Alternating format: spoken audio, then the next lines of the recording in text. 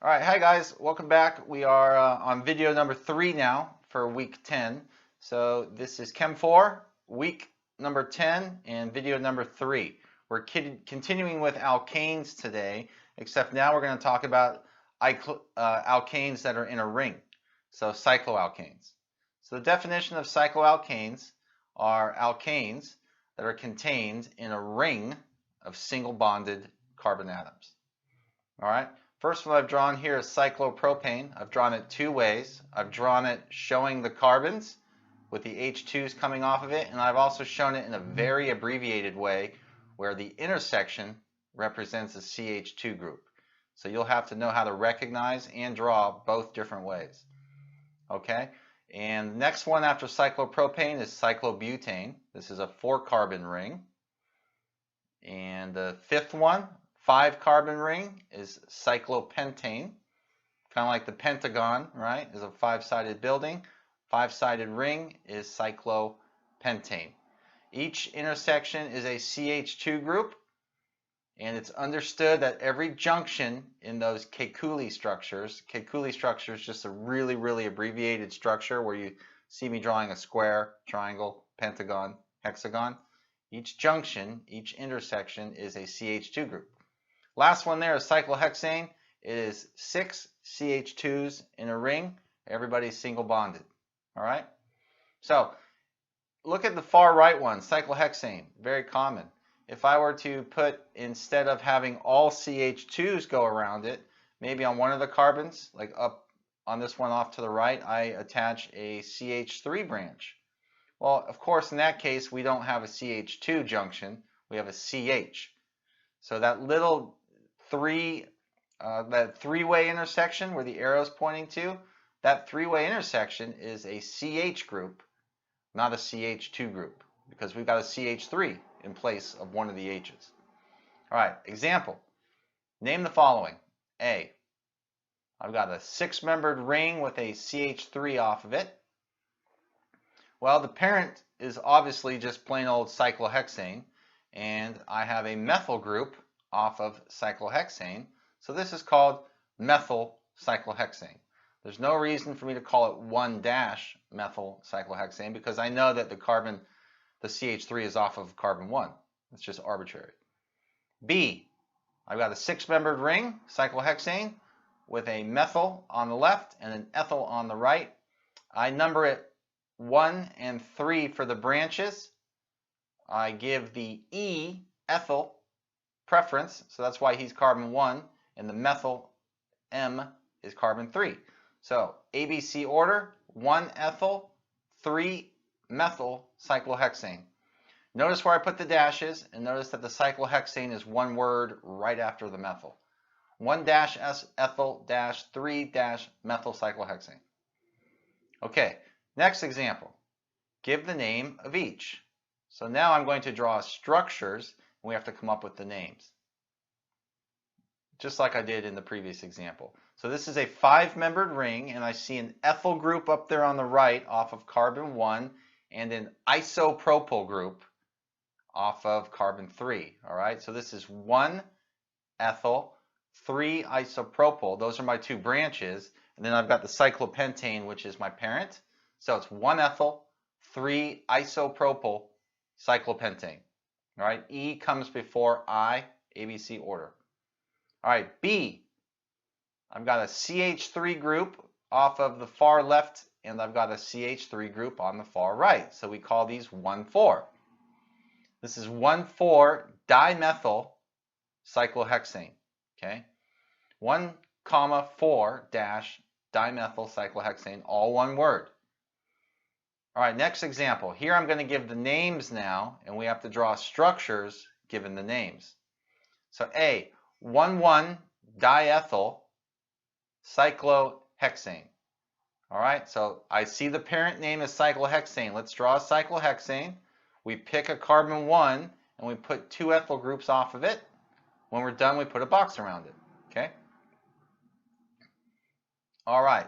So the next example at the top of the new page of our notes here, 1,3,5-trimethyl cyclohexane. Let's draw the parent, cyclohexane. I can pick whichever carbons I want to be 1, 3, and 5, and I put a methyl group on each one of those, right? And I put a box around my final answer. All right, double lines, moving on to a new thing now. This is alkenes. That's a carbon-carbon double bond. Alkynes, carbon-carbon triple bond. And aromatic compounds, which we might have to get to at the beginning of next week. I don't think we'll have time today.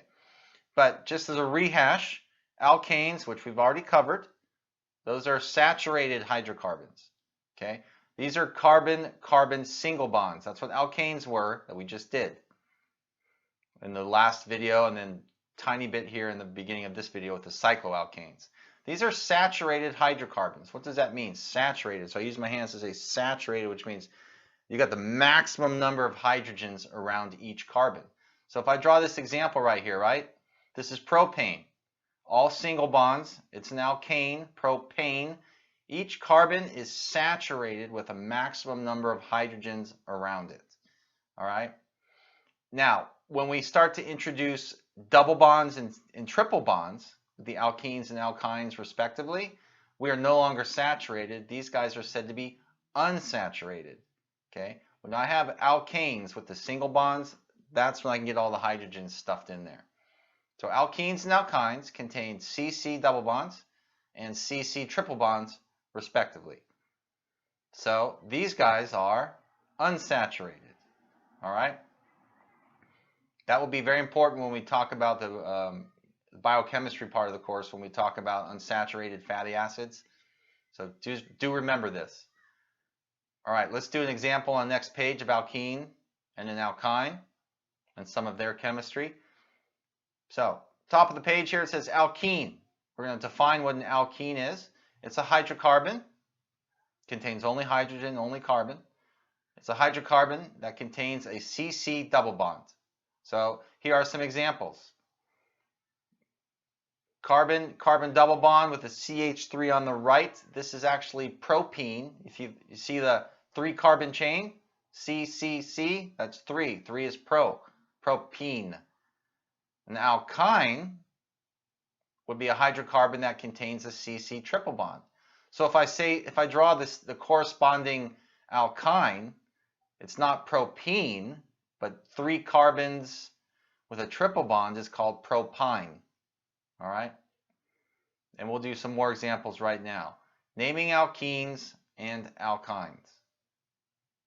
Well, the rules for naming alkenes and alkynes are similar to naming alkanes. We covered that in week 10, video number 2, which was our previous video to this one. Similar to naming alkanes, but here are some things to be aware of. All right? So, example. CH3, C, triple bond C, CH2, CH2, CH2, CH, CH3 branch, and then a CH3 on the end. All right. Well, we have a branch closest to the right end, and then we have a multiple bond, the triple bond closer to the left end. So which end do we number from? Preference is given to the double bond or the triple bond. Yes, our branch is closest to the right, but we don't number from the right. We would number from the left. Okay? So that branch is actually on carbon 1, 2, 3, 4, 5, 6, 7. All right? Another example. I got a cyclohexene ring, and I don't know which way to number this, so I've drawn 3 examples. And we want to keep our branch number low, yes, but we also want to give preference to the alkene inside of the cycle. So the last one is the way to do it because it becomes an alkene on carbon 1 and minimizing the branch number at carbon 4. And this just gets easier with practice, okay? So next example on the new page of notes here at the top, name the following compounds. Okay, so these could be alkenes, alkanes, alkynes. Well, I see a double bond. I know it's an alkene in A, and I want to know which end should I number from? Well, for A, it's going to be fairly obvious that I'll start by numbering from the right. So let me finish drawing B here. I got my alkene on the far left with my H2C double bond C. So looking at A, we have the alkene off of carbon 3. Yes, it's in between carbons 3 and 4, but it's off of carbon 3. So it's a 3-heptene. I do see a 2-methyl branch. Put those together, 2-methyl, 3-heptene. Not heptane, but heptene, double bond. Similar with B, I see that I can number from either side because it's either carbon 1 or carbon 5 that has the alkene. There's 2 alkenes here. So my parent's a 1,5-hexadiene, and then I have the branch on the 2-methyl. So remember, this is 2-methyl 1,5-hexadiene, all right? Do not call this dihexene. Common mistake students make. Next example. Draw structures for the following. So they're going to give us the names this time, and we're going to draw structures. I think this is easier to do when they give you the names first, because you just have to look at the end of the word and draw the parent first. So for A, okay, I see 1-heptene. Just draw out 1-heptene. Draw bare bones, no H's, nothing. And then I put the 3-methyl in. Now all these dashes I'm making are going to be my H's, right? Condense it down, and I write CH2, double bond CH, single bond CH, branch CH3, CH2, CH2, CH3 on the right to complete the structure. For B, 2-pentyne.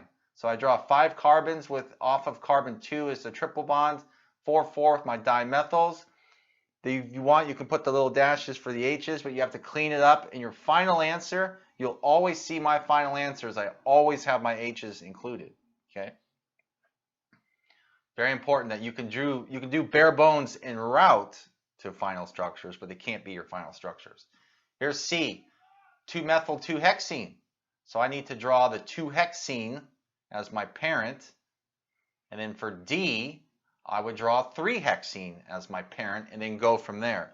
So draw my 2-hexene, real bare bones, put a CH3 on carbon 2. I'm dashing in all my H's, clean it up, CH2, single bond C with a CH3 branch, double bond CH, CH2, CH2, CH3, and I'm finished. All right, 3-hexene. Draw the bare bones for 3-hexene. Put a ethyl group, it's a 2-carbon branch, on carbon 3, and put 2 methyl groups on carbon 2. Clean it up and then condense it, and I have CH3, C with a CH3 branch above, CH3 branch below, C, double bond CH. My ethyl, I have to squeeze my ethyl in there the way I've drawn it. And then I got my CH, CH2, CH3 on the far right. Okay? Practice makes perfect on these. There's a lot of chapter 11 homework problems. This whole week has been nothing but chapter 11 from your book. Lots of homework for this reason. Practice makes perfect. Now, the structure of alkenes, double bonds, a carbon-carbon double bond, you can't twist that like you can a carbon-carbon single bond. So because of that, we have some new type of isomerism, cis-trans isomers. We'll talk about that next week, all right? And so stay tuned for next week. Next week, we'll move on to a new chapter. And I didn't get to aromatic compounds. I'll get to that in the week 11 videos, all right?